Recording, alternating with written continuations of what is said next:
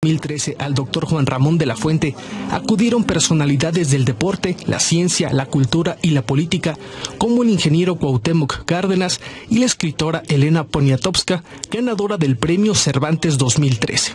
Para El Mañanero, Enrique Martínez.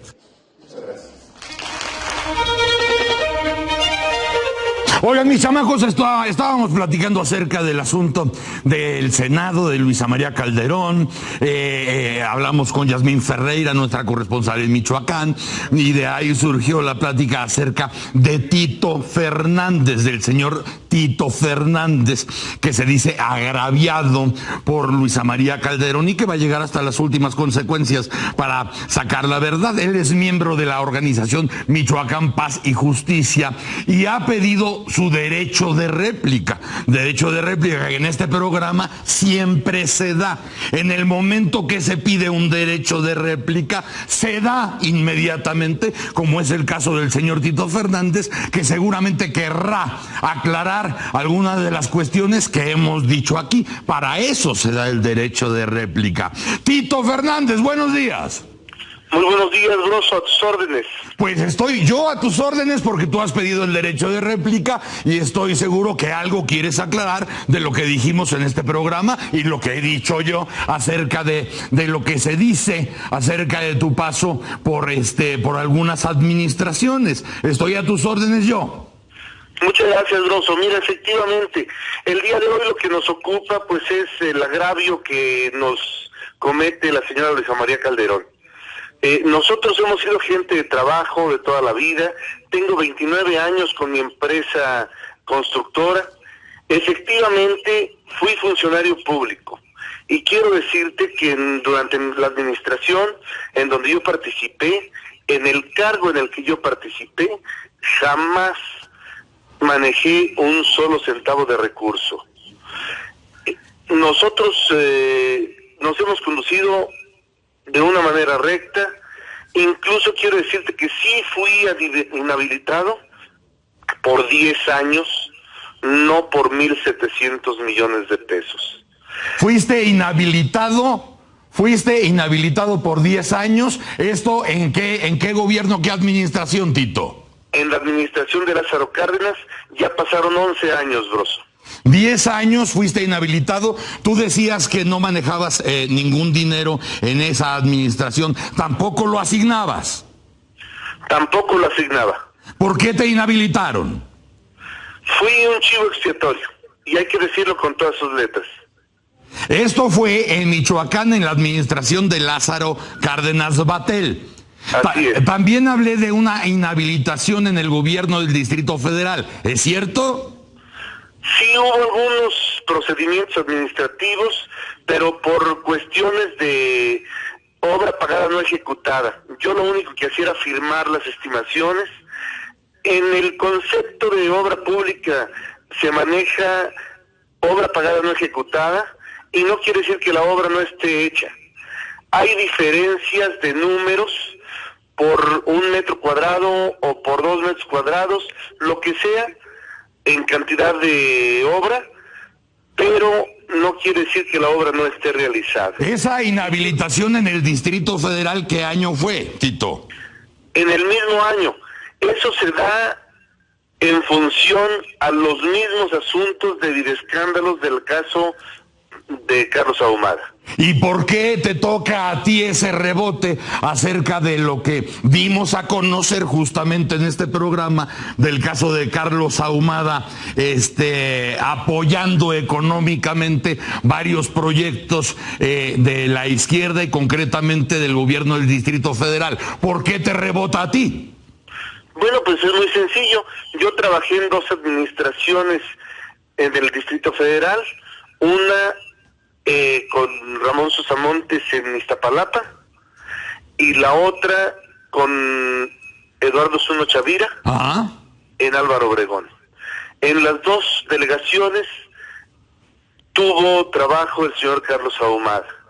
En esas administraciones tenían contratos con las empresas de Carlos Ahumada. Así es, él era contratista participante en los concursos de obra pública en estas 2 demarcaciones en el Distrito Federal. Entonces, tanto la inhabilitación en el gobierno de Michoacán como la inhabilitación en el gobierno del Distrito Federal son ciertas, Tito. Fueron procesos paralelos, son ciertas, me inhabilitaron por 10 años y estos 10 años ya concluyeron. Pero de cualquier forma, Broso, yo no estoy buscando cargo público alguno. A mí me mueve la necesidad de luchar por mi tierra, Michoacán, que está en un deterioro social impresionante. Ahora bien, si es cierto que están las dos inhabilitaciones de las que hablamos, el derecho de réplica que tú estás pidiendo es conforme a qué, Tito. Bueno, en el caso de la senadora Luisa María Calderón, yo creo que es injusto que un funcionario público, sobre todo de ese nivel, se esconda detrás de un fuero para golpear a los ciudadanos. No creo que deba ser siquiera tomado en cuenta una acusación de esta naturaleza. Yo creo que la senadora Calderón, como dijimos ayer, tiene una paranoia muy rara porque ve en todo michoacano que no piensa igual que ella a un caballero templario. Y yo considero que aquí en Michoacán no debe de crearse dos frentes, uno de caballeros templarios y otro de policías comunitarios. No es cierto o es incorrecto. Los programas que estamos y que tenemos muy claro lo que es nuestro propio código de ética en el momento que estamos informando es abrir el derecho de réplica como tú lo pediste por si algo que yo dije era mentira o es inexacto. ¿Algo de lo que yo dije fue mentira o es inexacto?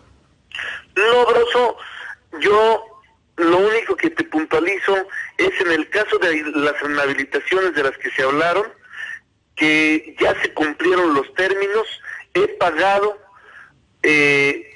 con mi inactividad política y administrativa durante 10 años y se me hace injusto que todavía se me siga persiguiendo por el mismo asunto. Nadie dijo que se te estaba persiguiendo, lo único es que son datos duros que nosotros tenemos la obligación de dar dentro del margen de la información, del margen de Michoacán, del margen de este asunto que ha escandalizado de principio a la República y que está rematando en el Senado, así como podríamos tener los datos duros de Luisa María Calderón o de Omar Fayad o los datos duros de tu trayectoria. Y son cosas que son informaciones que la gente tiene derecho a saber. Si fueron exactos y si fueron ciertos y si estás satisfecho con el derecho de réplica, te agradezco mucho la llamada y te deseo el mejor de los días. Igualmente, Broso, me encanta tu programa y te saludo con mucho afecto. Muchas gracias, Tito. Es un placer. Igualmente, gracias. Oigan, chamacos, están con nosotros los Filio. Y los Filio son una historia muy personal que desde luego a ustedes, ¿qué les importa? Porque ahorita lo que vamos a hacer es la historia que nos pertenece a todos. Los hermanos Filio están con nosotros. David Filio. Hermano. Es un honor, oye. No, el honor es mío, hermano. Discúlpame, cámaras. Y luego, no, déjalo así. Estas cámaras que ya compartimos muchos años, desde tienda y trastienda, en el Mañanero mismo, Mexicanto. 30 años. Sí. Señor Broso. ¿Cuánto? 30 años, señor Broso. ¿Sí? 28. Sí. Fíjate, yo tenía pelo y tú no parecías Freddy Noriega. ¿Cómo es eso, señor? César Filio. Yo sería farolero. Ya tienes con qué pasar Navidad. Se la pusiste de pechín. Yo le decía a don Facundo. Bienvenido, César. César. Un gusto estar aquí. Un placer. Mario. ¿Cómo estás, Broso? ¿Cómo estás, Mario? Fíjate nada más, hemos compartido comedia, hemos compartido micrófonos, hemos compartido vida, canciones, noches, Doblajes. Doblajes. Sí, Sí. Me refiero a las películas. Eso, ¿sabes que te voy a pedir derecho de réplica? Eso sí, porque los que doblamos somos nosotros. No, tú también has doblado. También. Todos. Tú eras el de la gallina de Norway. Ah, sí. ¿Cuál era? Es de pollo. ¡Eh! De pollo. Estamos jugando. Exactamente. Y desde luego, cuando quieren ir, si no saben a dónde irse, al súper o a la comer, le preguntan a Mario. Le preguntan a Mario. ¿Y tú qué habías hecho? Yo nomás los veo. ¿Cómo se doblan? Yo feliz, mi querido. Oye, Oso. cuéntanos de Entrefilios, que se van a presentar en el Teatro de las Torres de Satélite el 28 y el 29. Cuéntanos. A las 9 de la noche, pues fue un viaje donde se me ocurrió compartir con mis hermanos el escenario. Buscar pretexto para estar con ellos, que lo hacen de maravilla. Es un viaje y un déjà vu. Claro. Porque finalmente desde que son escuincles. Así fue en la casa siempre. Siempre, Así ¿no? fuimos. Bueno, aprendíamos a tocar la guitarra cuando había una guitarra en la casa nada más. Entonces cuando la soltaba el que se descuidaba entraba el otro al ataque. Es que además, ¿cuántos niños filios fueron? 10. 10. Mendigos. Mira nada más. Puros hombres. 10. Dos nenas. Dos niñas. 7 hombres, 2 mujeres y yo. Y moi. Mi papá llegaba del Apache 14 después de haber estado Sí. con Carmelo y Rafael y de pronto dejaba una guitarra ahí, entonces fue cuando se armó el rollo. El papá de ellos fue Tilín. ¿Cómo no? El fotógrafo de La Voz. No más, no menos. Así es. Y entonces, pues todo el mundo lo conocía por la radio, todo el mundo lo conocía por la televisión. Todas las fiestas de abolengo de los niños llevaban a El Tilín. tiliteatro. El tiliteatro, claro. exactamente. Tocó. A mí, yo me tocó verlo. Tú eres Tocó el que verlo. lo jalaba. No, nunca le jalé. Siempre La tuve un cortina, gran señora. Al títere. No, ustedes iban de asistentes. Ustedes iban de asistentes del Tiliteatro, donde aparecían todos los muñecos de Tilín, el muñeco de Chabelo. Me acuerdo mucho del muñeco Don Paco de Malgesto. Oye, el de mamá mía, no me vas a dar el besito de las buenas noches. Tenía a Tintán y era difícil manejar a Tintán porque le pesaba mucho la cabeza. Pero cuando hablaba mi carnavalito, ¿sabes, Sebastocol, que los oclayos se me deslumbran cuando me divisas? Era una maravilla. Oye, sacaba uno de ese que dice, hermanito del año. Clara. Sí. Me siento fugaz, palpitante y alabastrino. Qué hermoso. Compadrito Rolma, me siento feliz. Vargas. Pedro Vargas. Feliz. De otro día no me acuerdo que. Feliz. Feliz otra vez. Oye, ¿y quién hacía esos muñecos que estaban perfectamente hechos? Esos los guiñoles. Un amigo de Tilín que le dentista. confeccionaba Buenísimo. un Dentista y luego Su lo. dentista. Sí. muy Un día le salió una curioso. amalgama ahí medio chueca. Se parece a Clavillazo. Era estupendo. Y entonces ellos de alguna manera este ejercicio que han hecho ya en otras ocasiones y que ahora lo van a repetir en el Teatro de Torres de Satélite, es algo que hacen desde niños prácticamente. Pero como ustedes lo podrán notar, y para la gente de radio, pues imagínense cómo pasa el tiempo, el implacable, el que ya pasó, crecieron irremediablemente y se volvieron profesionales de lo que hacen. Entonces esta ronda de los filio, pues desde luego que es un divertimento, pero un divertimento muy profesional. No, y vienen los sobrinos, los hijos, porque además hay una generación ahí tremenda. Van a tener en escena a más de 7, Sí, es cierto, 8 porque además se reprodujeron. Sí, son como los gremlins. Es como un derecho de réplica. Sí, y no. Y yo que me preocupaba porque me había volado unos pistaches. Pero fíjate entonces, ya están los sobrinos, ya se están integrando. Así es. Sí, viene un hijo de César, que es César Iván. Basti, ¿te acuerdas de Iván? Claro que sí. Y te lo decir, es director. Sí. Él es nuestro director ¿Qué edad musical. tiene ya? 20 años. Sí. Director musical. Nuestro director musical. Está Nos Bobby. regaña, sí. Bobby, que es hijo de Héctor. De otro los Héctor, hermanos. claro. No, ese Bobby chamaco canta y compone muy lindo. Y está Yo también nunca me expliqué por qué Héctor no se había dado a la vagancia como ustedes. Él estudió, él estudió. Traicionero. Pero tiene el espíritu total de la bonita bohemia, yo me acuerdo. Claro, improvisa lindo. Sí. le gustan las de Chava. ¿Por qué estudió? Pues traición. Traición. Oye, yo también estudié, ¿qué te pasa? Tú también.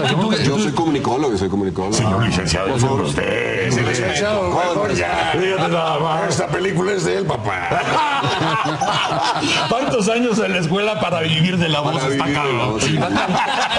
¿Sabes que va a estar también la niña Begoña? No. Sí, es cantante y compositora la niña Begoña también. Ya No, está perdimos claro. ahí, perdimos. Y está bella como su madre. Está hermosa. Bella, bellísima, ¿qué te puedo yo ¡Qué decir? maravilla! Oigan, muchachos, el 28, el 29 de noviembre, en el Teatro de las Torres de Ciudad Satélite, a las 9 de la noche. Los boletos están disponibles en Ticketmaster y en las taquillas. Así es. Y es como regresar un poquito a los orígenes. Sabes que todos nosotros empezamos en Satélite, en la Peña del Sapo Cancionero, en el Parque Naucali. Entonces estamos por nuestros lares, estamos felices por eso. Porque pues bueno, vamos a recibir a los vecinos, pero también a toda la gente que quiera ir, vayan, de verdad. Hay dos funciones, en especial Gerardo Quirós nos está produciendo también, a cargo de la producción César Filio y Jerry. Entonces pues estamos felices porque pues vamos a ese teatro donde muchas veces fuimos a hacer un cine enorme y ahora es un teatro muy Claro. Pero estuvieron Los Lobos, una gran obra de teatro. Ahí estuvo esa obra ahí con Pedrito Armendáriz, que recordamos todos con mucho cariño. Belleza. Pero fíjate, ahora que decías eso de Satélite, ¿cuántas amistades no se hicieron cuando esta ciudad todavía pues estaba demarcada, ¿no? Entonces los de Satélite pues vivían en un mundo, los del sur vivían en un mundo, los del norte vivían en otro, pero ¿cuánta gente no se juntó a propósito de la música y de las peñas y de los jololongos ahí comunes, donde conocimos a mucha gente que seguimos viendo? Claro, el mismísimo Delgadillo, mi compadrito Checho con el Mexicante, ahí seguimos. Alejandro Filio. El chaparrito Alejandro Filio, ahí también nació todo ese numerito. Toda esa actividad de creer en la canción como una forma de vida que se hace profesión, pues eso, ahí se formó, ahí se fraguó. Y la música y el humor como no nada más como una forma de ser, sino como un estado. Eso es lo que van a ver ustedes con los Filio. Que se reúnen y ya ven ustedes, va toda la troupe.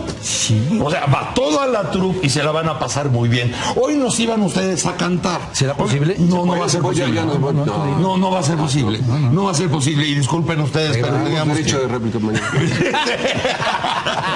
Mañana. Déjame tu teléfono. Yo te llamo. Platicamos el cortito. Nada más, si me pides el derecho de réplica, que venga una carta con tu logo, ¿no? Por eso hoy hacemos doblaje en vivo en el teatro. ¡Ay, mi! ¿Viste qué bonito? ¡Sí! Abuelo, tienes que regañar a Henry. Germán, déjalo, parece un niño. Lo van a pasar muy bien porque con ellos está bien. César.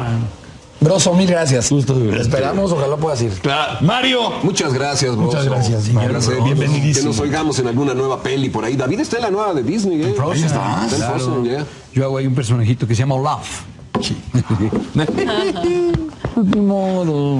28 y 29. Sí, señor. A las 9 de la noche Ahí estamos. en el Teatro de las Torres de Satélite. Sí, señor Broso. Ya.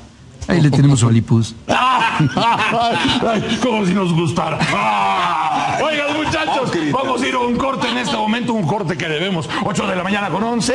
Acuérdense ustedes, 28 y 29 en el Teatro de las Torres de Satélite con los Filio. Se la van a pasar muy bien. Es como estar en familia. Vamos a un corte. ¡Órale! Mis amores, a continuación, la información. Económica se instala. Pedro Tello. Rosa, buenos días. José Luis de la Cruz, buenos días. Buenos días. Pedro, dispara. Se acerca el final del primer año de gobierno.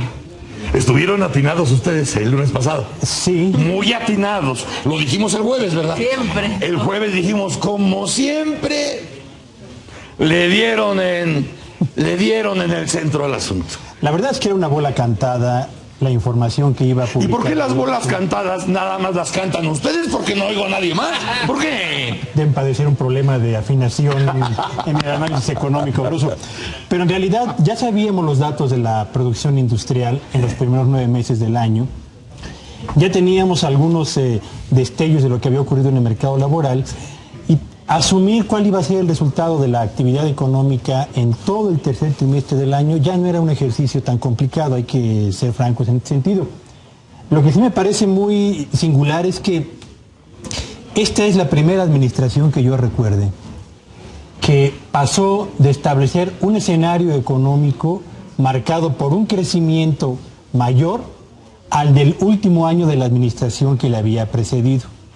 Esta es la primera administración que promete al mismo tiempo generar una oferta de empleos después de una reforma laboral que iba a superar no solo lo realizado en los sexenios anteriores, sino que iba a ampliar efectivamente las oportunidades de buen empleo y de mejores condiciones de contratación para los jóvenes y quienes estaban hoy en el sector formal de la economía.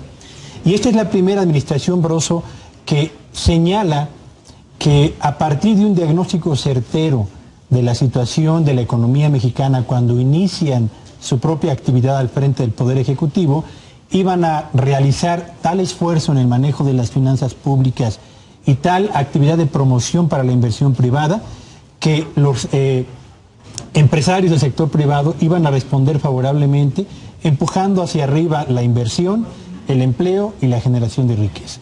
Y esta es la primera administración, Broso, que a lo largo de los primeros 12 meses tiene que hacer 3 ajustes a la baja en el escenario que originalmente habían previsto.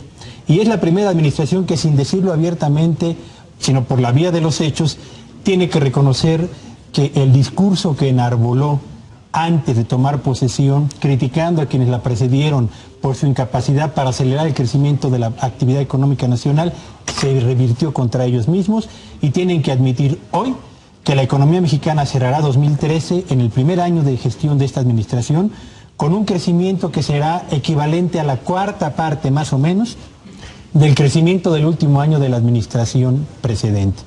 Y esta administración tiene que asumir al mismo tiempo que para reactivar la economía en el 2014 tienen que gastar más de lo que razonablemente tendría que estar gastando un gobierno para mantener en equilibrio las finanzas. Por eso es que pidió una autorización de gasto público muy por arriba de los ingresos para arrancar en 2014 con un déficit en las finanzas que les permite empujar la actividad económica nacional. El balance económico habla de un país que renovó la esperanza del crecimiento más acelerado con el arranque de esta administración, pero que llega al final de su primer año de gobierno con una realidad que está absolutamente distante de lo que fue el escenario con el que arrancamos esta administración pública federal. Sopas, ¿ya no saben?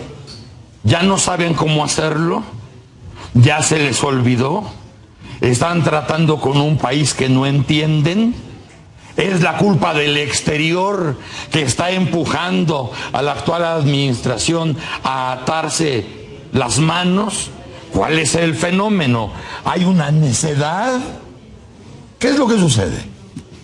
Si recordamos hace algunos meses, lo que planteábamos era, con el nuevo gobierno tendríamos que ver cómo pasaron las formas de analizar la revisión que estaba haciendo el que en su momento era candidato, sí, cuando empezó la parte de transición y cuando empezó la ejecución del gobierno. Es decir, tendríamos que ver un proceso de maduración, un proceso de conocimiento de aquellas cosas que solo se pueden saber cuando se abre el closet, se ve abajo de las alfombras y en ese sentido, en este momento deberíamos estar viendo un gobierno con una mayor madurez y un mayor manejo de los datos económicos y que estuviera proponiendo cosas nuevas.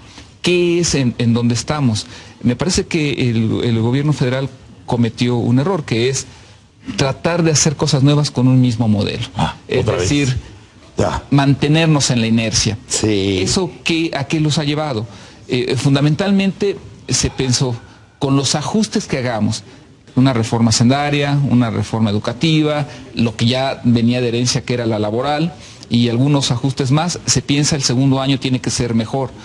De fondo, ¿qué es lo que están tratando de armar? Un paquete presupuestal en donde a golpe de gasto de gobierno, y hay que decirlo, de endeudamiento, porque es una parte importante de ese nuevo gasto, es vía deuda, se piensa que el segundo año puede empezar a ser mejor. ¿Cuál es la limitante que eso tiene? El gasto de gobierno, por muy histórico que va a ser, no va a entrar a todos los sectores productivos. Es decir, hay empresas que son las que generan el empleo, que son las que invierten, en donde el gasto de gobierno no llega. Es decir, existirá un beneficio para aquellas que construyen carreteras, para aquellas que tienen vínculos con el sector petrolero, con el sector energético, pero no necesariamente, por ejemplo, con las que hacen manufacturas textiles, con las que hacen manufacturas de equipo eléctrico, electrónico, la parte automotriz, que dependen de otras variables. Y en ese diagnóstico, me parece, está el principal error de la política económica mexicana, que pensar que con algunos ajustes que tampoco son menores, se puede corregir lo que en 30 años no ha funcionado. ¿Qué es lo que no ha funcionado? El país no es productivo. Si nosotros vemos las cifras de la OCDE, lo que vamos a ver es que la productividad del PIB por hora trabajada en México es apenas el 31% de Estados Unidos. Si vemos el de Chile es de más de 40%, si vemos el de Corea es de casi el 50%. Es decir, no es nada más que trabajemos más, sino la calidad de ese trabajo, y el gasto de gobierno no va a entrar ahí. ¿Por qué? Lo hemos mencionado. En el sexenio pasado, que es la herencia que también se le deja al gobierno, el valor agregado de la ejecución de ese gasto público fue de 0% en promedio. Es decir, lo único que se hizo fue los recursos que había aquí se transfieren a otro lugar y no le agregamos nada. ¿Tuvieron recursos excedentes? Sí. O sea, más de 600,000 millones de pesos llegaron al sexenio pasado de recurso excedente. No fue falta de dinero, como no lo va a ser el año que entra. Lo que va a pasar es, si no logramos mayor eficacia, si no reconocemos lo que está funcionando mal, y algo esencial que se agregó al escenario, esta fricción sector público y sector privado no estaba en el script de hace un año. Lo que hace un año estaba era el momento mexicano. Pasamos de esa luna de miel a una fricción muy fuerte entre quienes invierten, generan el empleo, generan el 80% del valor agregado, y un gobierno que en el primer año, yo creo que el más decepcionado con sus resultados fue el mismo.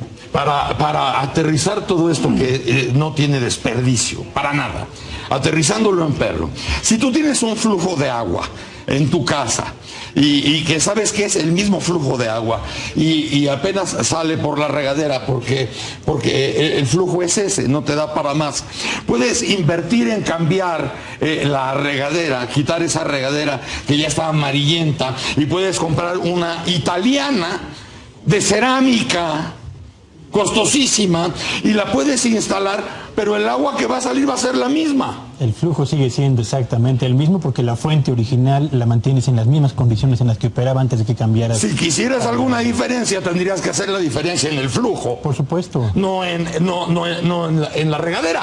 En el origen, no en la escenografía, pues, ¿no? Y eso es lo que ha pasado en este país. Le cambiamos las reglas del juego a la industria de la construcción, retrasando la obra pública y modificando el modelo de construcción de vivienda de interés social, y la industria de la construcción acumula 10 meses consecutivos con números rojos. Ahí no hay desaceleración ni recesión, ahí hay una auténtica crisis de un sector que genera empleos temporales y que consume productos de 23 ramas de la actividad económica nacional. En condiciones como estas, Broso, es imposible suponer que la economía no va a desacelerarse o no se va a frenar, como finalmente terminó de ocurrir, simple y sencillamente por un problema de pericia en el manejo de los instrumentos de política económica que definían el rumbo del 2013. O sea, de la luna de miel inicial con los empresarios, ahorita ya estamos en Eres el amor de mi vida, pero me están hablando 3 cabrones, ¿no? Pedro Tello, muchas gracias. José Luis de la Cruz, gracias, señora, gracias. Doctor, gracias. Estaremos hasta las 10 de la mañana en W Radio. Mañana a las 6:30 por Foro TV y W. Si tienen tele, ahí se ven. ¡Órale!